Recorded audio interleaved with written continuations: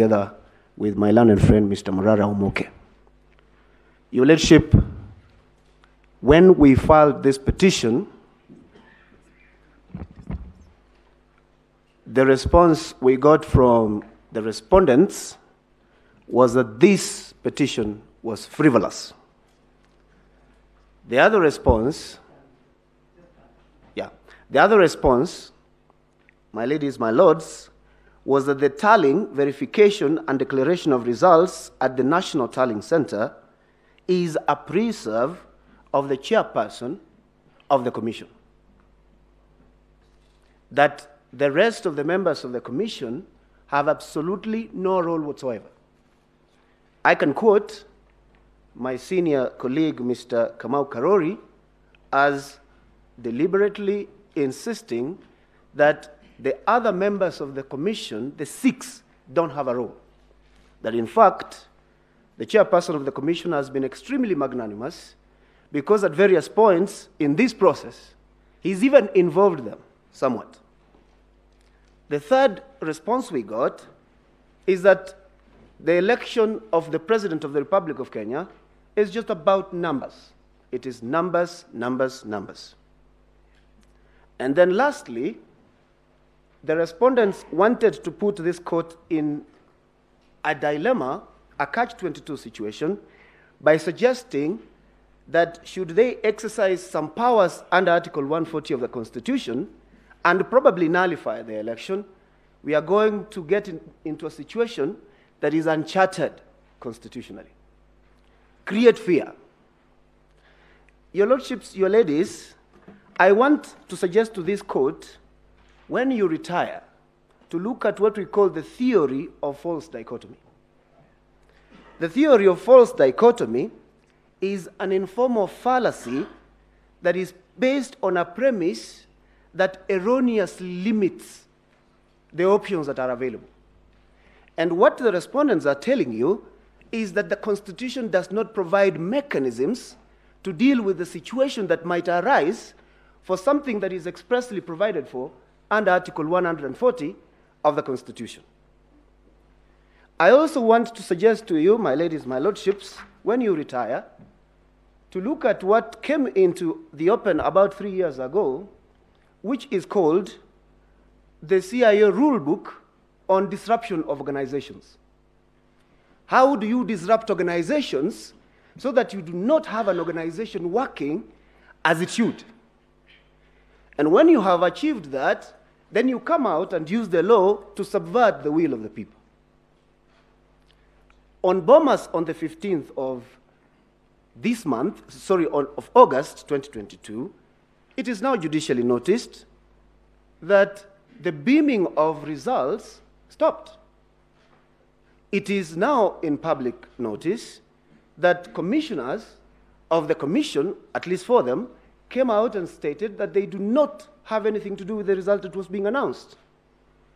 It is actually admitted that as this was happening, top in the mind of the chairperson of the commission, he knew and understood the process of tallying, verification, and results to be his own preserve.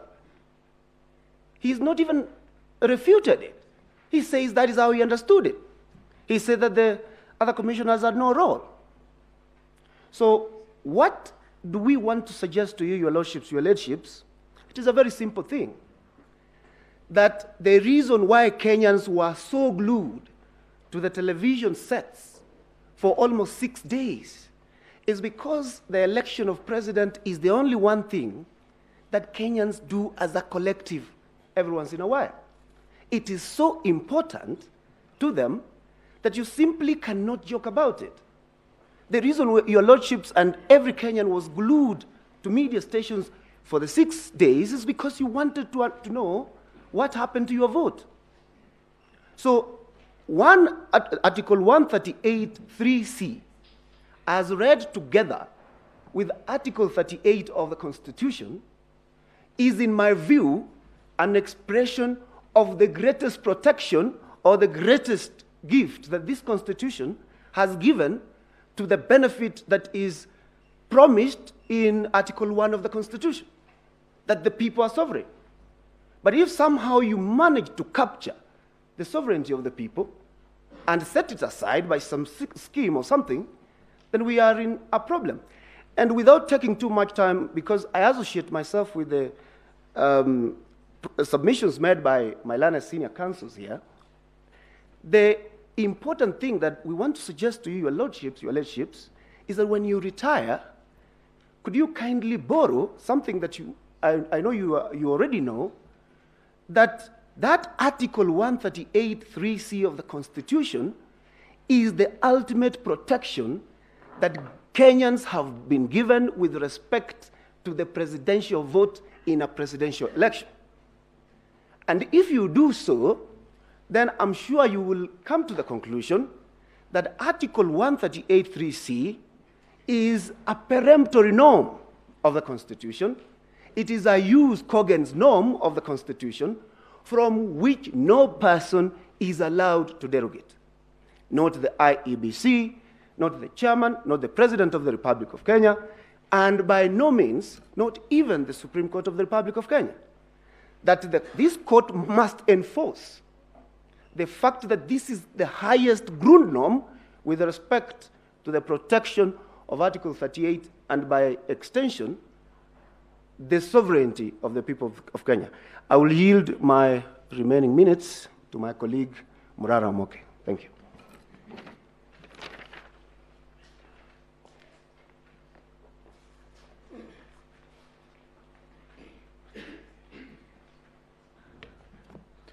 Good afternoon, Madam CJ and Honorable Justice of the Supreme Court.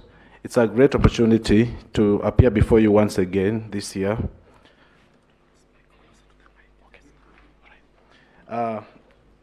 In quick rejoinder to some of the issues that were raised by the respondents, I'd like to urge the Supreme Court, when you retire to make your determination, to consider the historical context under which we operate, under which you make your decisions.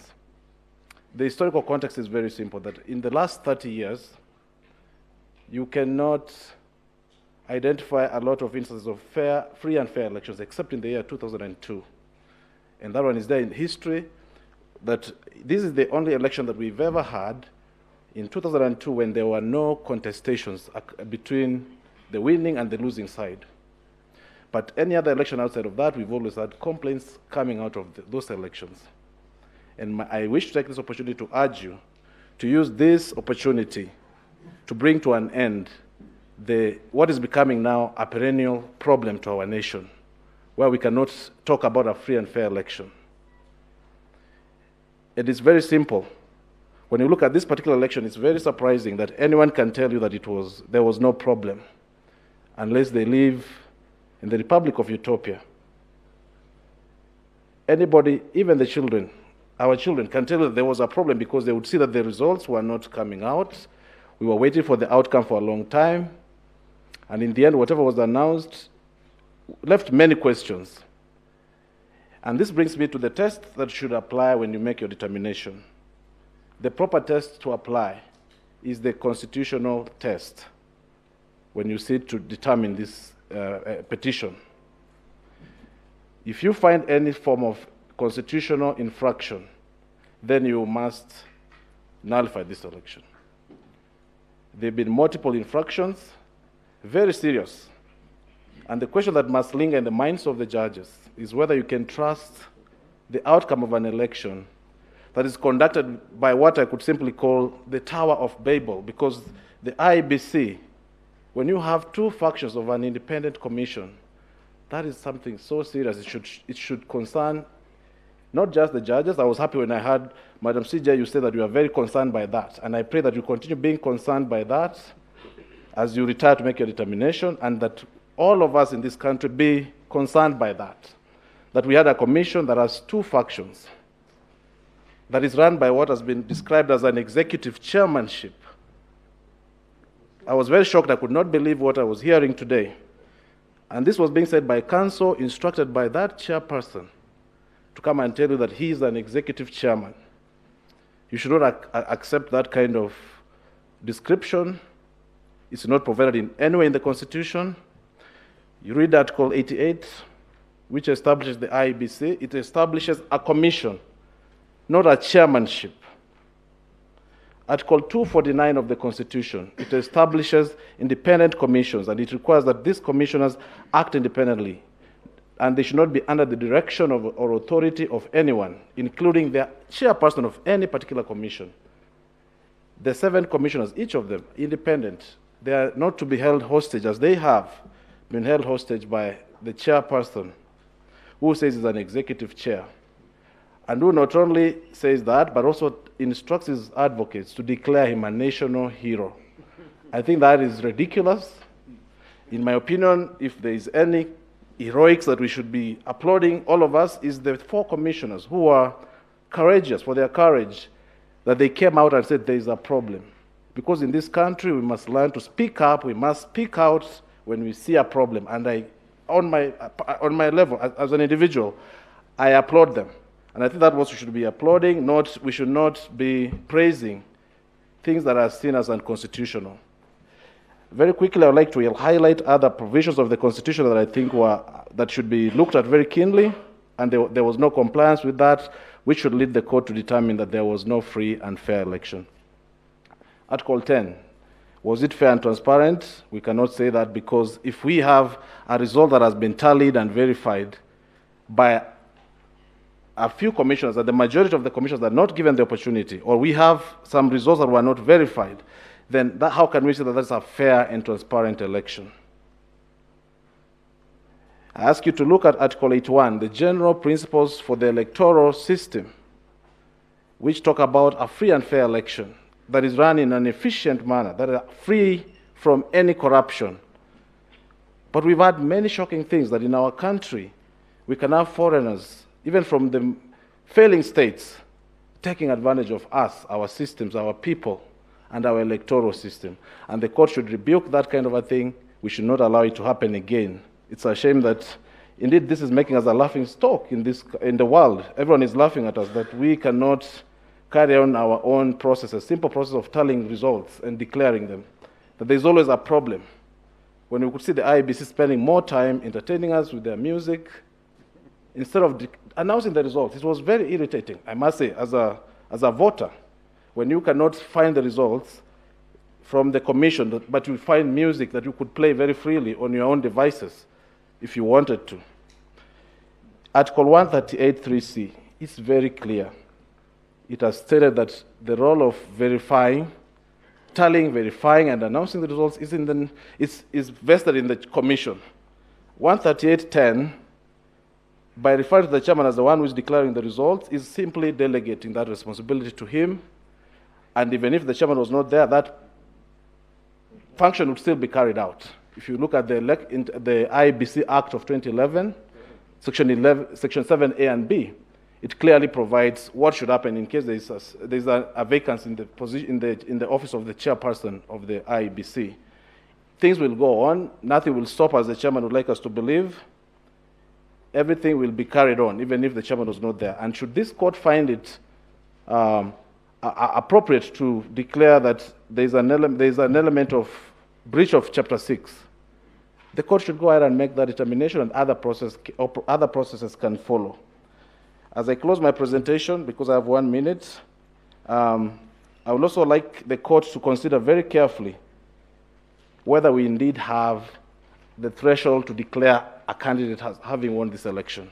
As we speak now, we cannot determine whether we are not sure about the total valid votes that were cast in this election.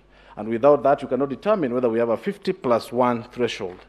And I ask the court to look very carefully. In my opinion, we do not have that. There's a lack of clarity. Mahat presented figures, which I would say many of them were based on presumptions and projections. And that's not what the IEBC should be doing, not giving us projections. That is for the analysts to do. Independent analysts can give us projections, but for the IEBC, they must give us specific figures. They cannot give us figures that are merely projections or based on presumption. The figures of how many voters were astray, how many ballots were astray, should be verifiable. I urge you, my ladies, and when you sit to deliberate, let's make things right for our country.